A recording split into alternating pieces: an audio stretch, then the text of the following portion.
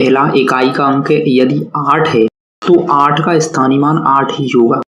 लेकिन यदि 7 का स्थानीय मान निकालते हैं तो 7 की 7 लिख लेंगे और उसके बाद में देखते हैं कितने अंक है। जैसे यहाँ पर केवल एक अंक है तो यहाँ पर केवल एक जीरो रख देते हैं।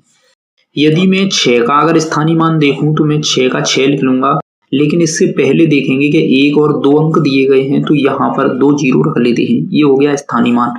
यदि आपसे 5 का स्थानीय मान पूछा जाए तो सबसे पहले 5 और उसके पहले 1 2 3 अंक दिए गए हैं तो 1 2 3 जीरो लिख लेते हैं। ये स्थानीय मान निकालने का तरीका आ गया।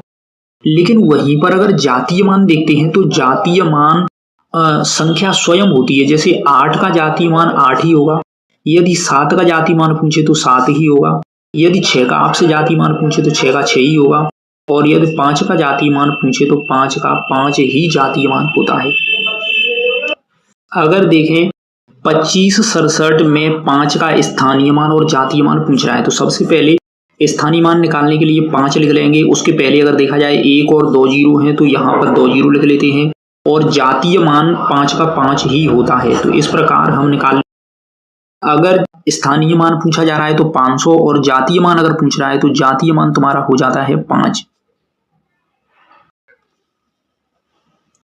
और यदि इसमें जैसे जोड़ के बारे में अगर आपसे पूछे, जैसे यहाँ पर पूछे जोड़ निकालिए तो दोनों का आपस में जोड़ कर देंगे तो उत्तर आ जाएगा 500।